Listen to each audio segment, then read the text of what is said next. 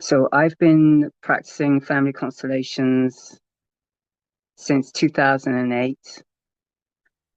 I do the constellations with my horses, a herd of 5 horses, and I am doing family constellation with them. I'm not combining any other kind of therapy or anything like that. And been doing that since 2008. I started teaching and mentoring in the family constellation work probably around, I think, 2014. And I've been doing it since then. And I also facilitate tabletop constellations, which is another way of doing family constellation work. And I do that online, and I can also do that in person. And that's like one on one. So basically, all I do at this moment in time is evolves around family constellation. So, what is it? So, I know that you're probably wondering, well, what is it? So family constellation comes from Bert Hellinger, who's no longer with us. He passed, I believe, I don't know, a few years ago, actually, not too long ago. And he's originally, he was originally from Germany, and he synthesized a lot of different therapies that he practiced, and also with his experience and knowledge of living with the Zulus for 16 years as a missionary. And learning from them, he learned the language and he knew the culture. And anyway, he had this understanding that trauma gets passed down through generations.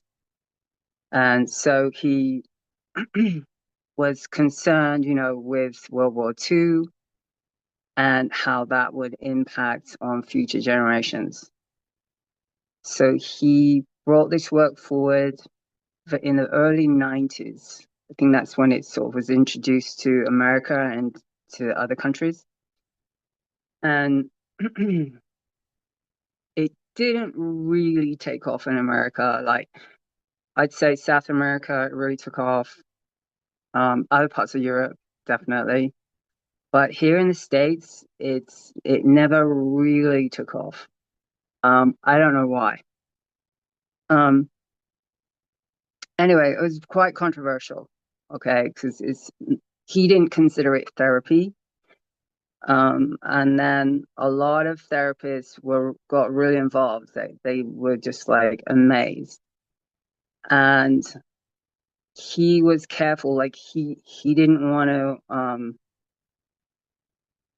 it stands on its own, let's say that. It stands on its own. And one of the reasons is because it looks at systems, the family system to be specific. Okay, so everybody has a family system, and that means it's the connection that you have to all of the people in your family, your ancestors, everyone that shares the same DNA as you. And that can be half siblings. It's not going to be step siblings or step parents. They have their own system. Okay.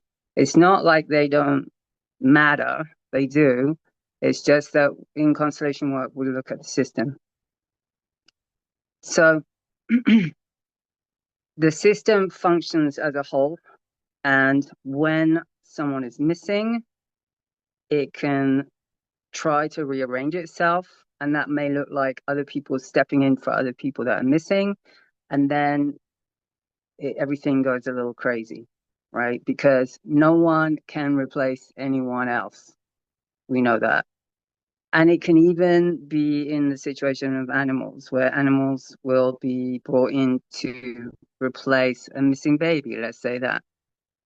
And it's not conscious, it just kind of happens, but it creates, tension and friction.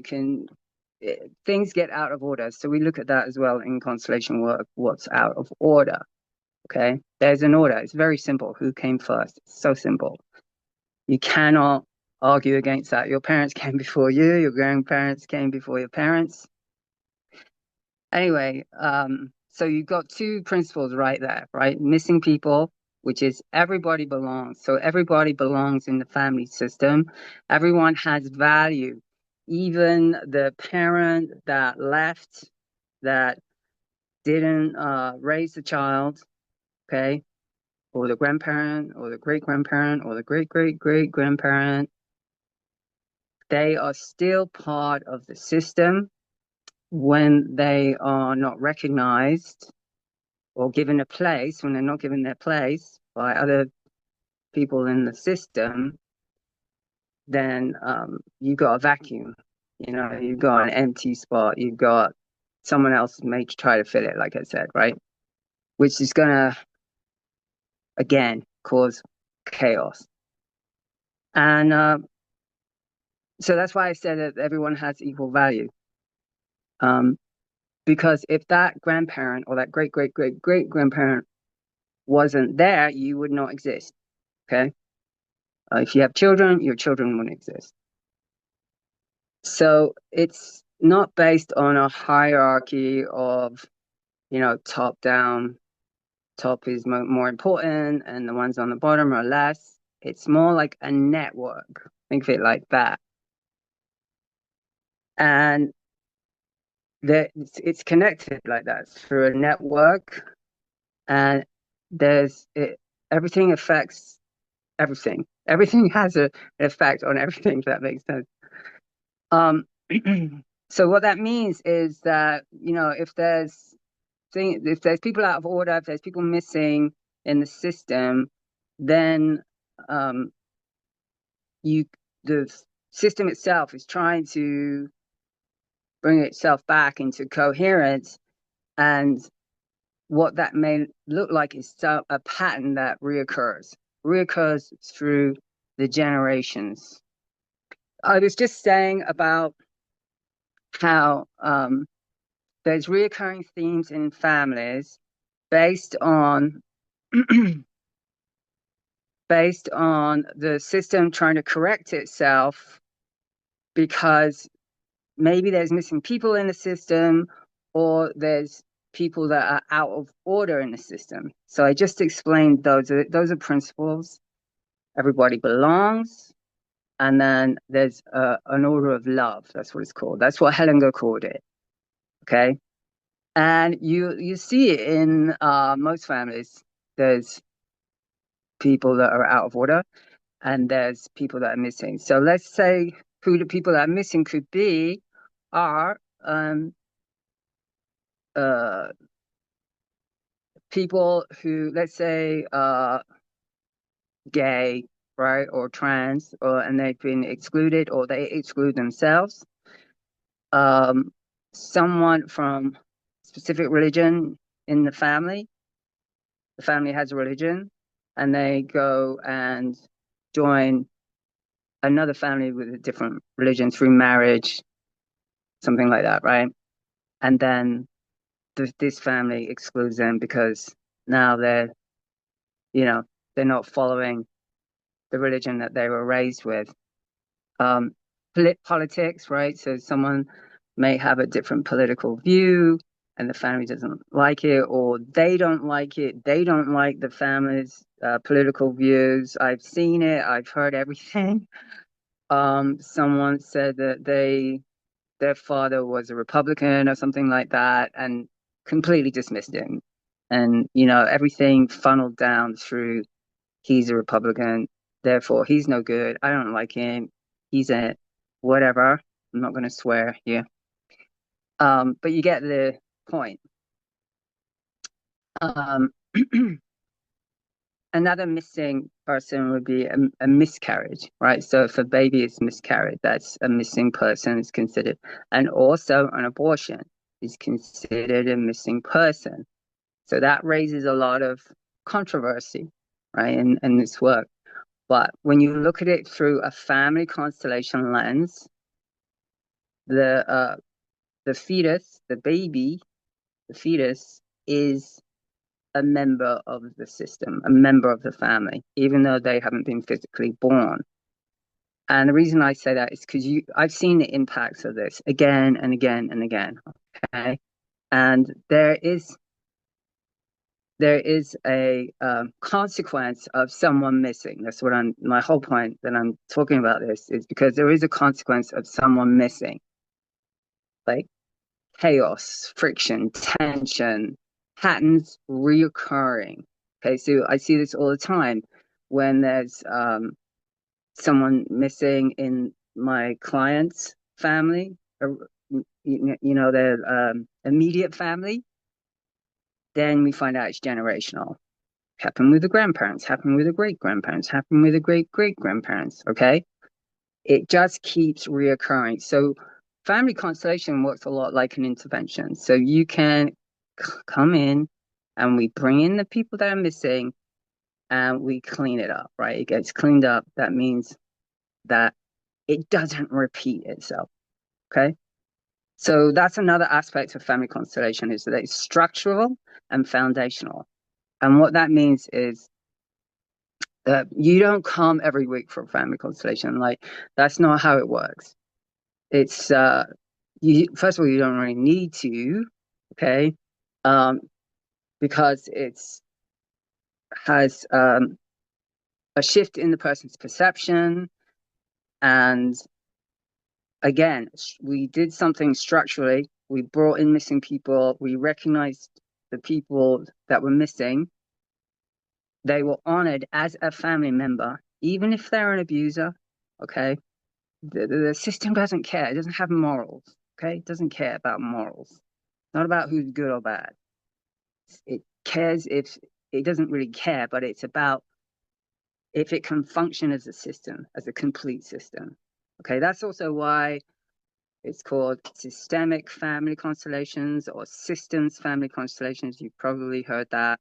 That's why, right? We look at the system. We're not just focused on the individual, which is like traditional therapy. Talk therapy is based on the person and diagnosis or whatever, and then they may even say, your parents are narcissists or they're abusers and you should not talk to them or anything like that. Stay away from them, cut them out. So family constellation is the complete opposite of that. It's all about inclusion, whether you like them or not, right? So once you can get past that of like, well, why should I see my father as my father when he was completely abusive and he did all these things and stuff like that? Okay, so first of all, you cannot change that he's your father. Like, he's your father. That's just a fact. Okay, you can't change it. You might as well agree with it. You don't have to agree to what he did. So this is very important. You don't have to agree with the abuse or whatever it is or what you didn't like. It's I come from this lineage. I come from it. I'm part of it. This is my system. Okay. I wouldn't be here without them. I got a gift and the gift is my life. Okay. So once people understand that and once they get it, everything changes because you're no longer fighting something that isn't true. Okay. Meaning you're no longer resisting the truth that this is where you come from. And that just is incredibly liberating. Okay. Some people see it as there's bowing down to an abuser or an abusive person. It's not like that at all in a constellation. It's taking your place in the family and helping the system come together as a coherent system. Okay, it's really simple. The other aspect of this that makes it very different is we look at a field, right? So Hellinger called it the knowing field. People call it all sorts of things. And it's a phenomenon, okay? He never explained it because you can't. You can't explain the field. It's not supposed to be explained. But this is where the information comes from, okay? So we're looking at hidden dynamics. If someone doesn't know about their history, their ancestors' history, if they don't know that their great grandparents were refugees from Russia, or they escaped Russia, or they escaped a country and they could have died, and they left family members there who probably did die. That's a huge trauma. Okay. And if they don't know that, it's probably going to come through in the constellation. So a typical constellation is you have the facilitator, you have people present who are reps. They can represent anything: the parents, the grandparents, the trauma itself, the obstacles. I mean, there's no limit on what you can represent. Okay. And then you have the client, the person who's having the constellation. And so you might, well, how do you know? Like, how do we know what's causing this current problem or this current situation? Say like it's depression, all right? How do we know what's causing that through the system? Well, it's going to show up in the field in some way, okay? So for the facilitator, you just observe. You're not forcing. You never force a constellation. You never manipulate a constellation. You never know how it's going to go. Okay? You never know what's going to come up. And usually the client is really surprised at what shows up. Okay, like I never knew that, or oh, that makes complete sense to me now because I always da da da da da da da, something like that, right?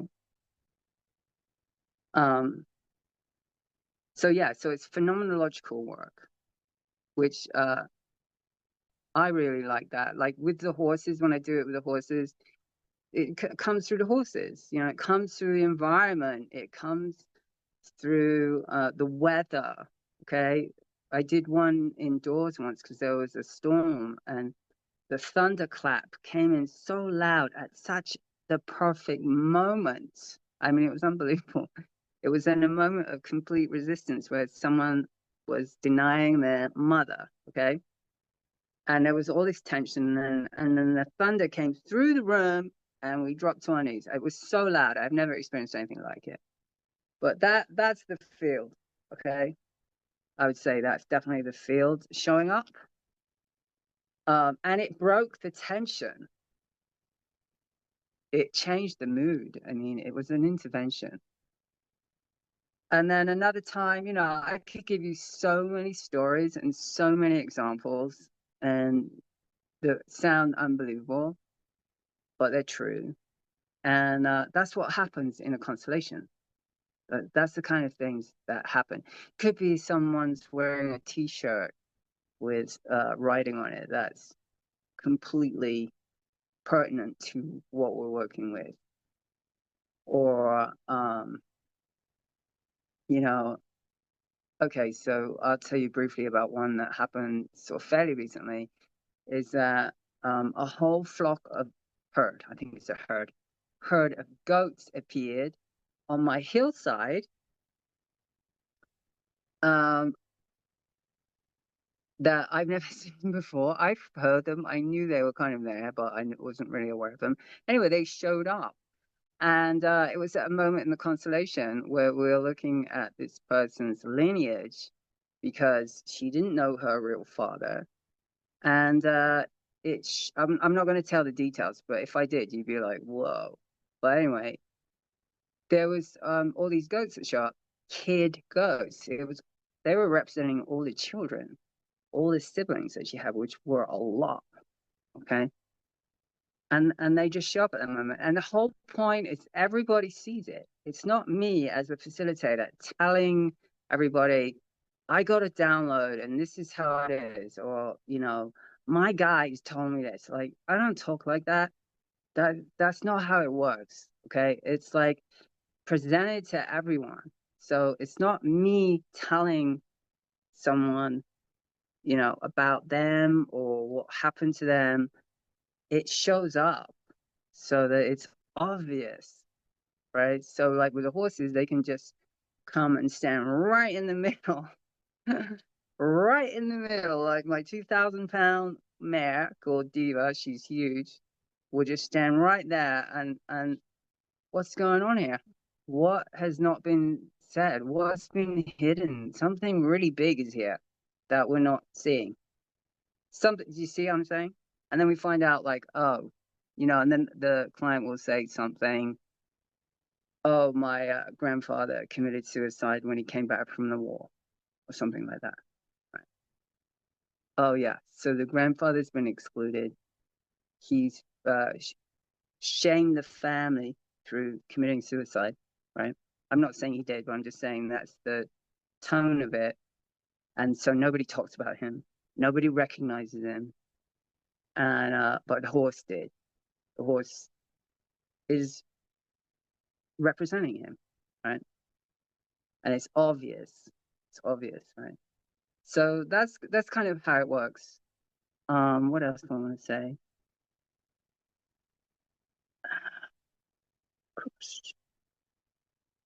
Yeah, so I talked about the generational aspect of it. Belonging, I talked about that. I talked about order. And oh yeah, so this happens a lot, is that hidden loyalties. I don't think I talked about that. So someone could have a hidden loyalty. That means obviously means we don't know about it. To um, a grandmother who is institutionalized, put into a mental asylum, who is pregnant, and they forced her into an abortion. Okay, so you got two huge things there. You got a missing baby in the system. You've got the violation of the mother. She didn't have any rights. She was whether she was crazy or not, I don't know. But the point is that um she was never spoken of again. All right. It was like she didn't exist. Yet all these generations after her exist, right? They came from her. They came from her. But she's not being honored at all. She got wiped. Okay. That's that becomes huge in the system when when someone's not honored or acknowledged, it gains power, and it shows up in ways that are very surprising. Let's say that it shows up as a problem in the current person. Okay, because they could have a loyalty to her, and the loyalty might be like, you didn't get to have your baby, so I won't have one, right? I'm just throwing things out there, right? It's not always the same. I'm just giving examples. It could be you didn't get to have your freedom and enjoy a beautiful relationship, so I won't. In loyalty to you, I'm not going to outdo you. I'm going to be with you. I'm going to suffer with you. Okay. And so when we clean it up, right? We have statements that are said. Okay. So the granddaughter, first of all, acknowledges the grandmother. I see you. Okay. That's huge. We say that a lot. And, you know, your fate belongs with you. All right. It's done in a respectful way, meaning I I'm gonna disentangle from this, but I honor you, but I'm gonna live my life now. Okay. And it's the grandmother's not saying, no, you have to suffer with me. Like the ancestors don't they want the descendants to have a good life, right? Who wouldn't? You want your kids or your grandkids to have a good life, right? You don't want them to have the same experience as you if it was really awful. And so that frees up that person, and consequently, they have a different trajectory in life. They have different experiences in life. They no longer have that same issue. Okay. If the constellation is done skillfully, right, and if they're able to take it in, okay, maybe sometimes you get people who are completely like, this is crazy, you know, but generally it's so emotional, is incredibly emotional. Okay. Who would think that you could pick up on the feelings from someone who's been dead a very long time? Well, in constellations, you do all the time. You can feel it. So there's a lot of compassion and empathy that comes through, and love, right? So Hellinger was big on love. love as being in the foundation of all families. Okay. And then what you're doing is you're allowing that love to come through. Okay. And you feel it. And at the end of a constellation, it's typically people are hugging, like if you're not someone who hugs, or it's like, forget it, in a constellation, you'd be surprised because you'd probably be hugged or hugging someone and you probably want that. I'm just saying, because it's very pure and it's beautiful and it's very healing. It's incredibly healing. Anyway, so I just given you kind of 101 about what family constellation is about. I am going to be teaching it. I do an 8-month course. It's twice a month, so it's bi-weekly. The class is actually 90 minutes, and then there's homework and assignments, and I have a book that comes with it. And the reason it's a long time is because it takes time to absorb the principles. It takes time to recognize principles, to recognize it in yourself, to start exploring your own family system, because that is part of it. At the beginning, I have everybody explore their own family system. Who has the same name? What about the dates? Is there any dates that stand out? Like, were you born on the same date that one of your ancestors died? Okay, that's what happened with me. Like a lot. Like I have the birthday with a great uncle, same birthday, and I have my uncle was died on my birthday, right? Um, you just start noticing things like that, and then you find out who's missing. That's one of the questions. Like, find out who's missing in your family system. Who's missing? Like in your immediate system, right? Did you have any siblings that died? Infantile deaths, or did you mom have any miscarriages that you know of? Or did she abort any babies, right? It's not that you have to interrogate your mother. It's a very sensitive subject to ask a woman that. Some mothers might not want you to know that, right? But it will show up in the constellation. It does. It shows up. It will show up. And it's not to condemn the mother or anything like that, or, again, it's about bringing in the missing family members. That's what that's about. In the case of adoption, family constellations are incredible because, again, you don't have to know your um, your biological parents. They can be represented, and also in a constellation, you'll see the dynamic. You'll see that the mother was forced into giving up the baby. I'm just giving an example. The mother was forced into giving up her baby because either she was too young or she was I'm talking about, her going into full pregnancy and adopting the baby out. She was too young, or it it was a rape or something like that, right? And so the client goes from feeling like she was abandoned or he was abandoned. They didn't love him. They didn't love him enough to want to keep him or her. To, wow, my mom could have aborted me, didn't, right? My mom uh in fact really loved me and misses me as much as I miss her. Okay, you see that a lot. You see that a lot, and that in itself can be like change that person's life. Let's say that if they're living their life from a sense of abandonment, okay, they're overcompensating. They're choosing partners to replace their bio partners. They're doing it completely unconsciously, obviously. And now we've brought in the real parents. Doesn't matter if they're dead, but there's this sense of connection. So now they're connected to both of those lineages, right? That's a resource. So that's another thing that we do in constellations is that we connect people, we reconnect them to their family system.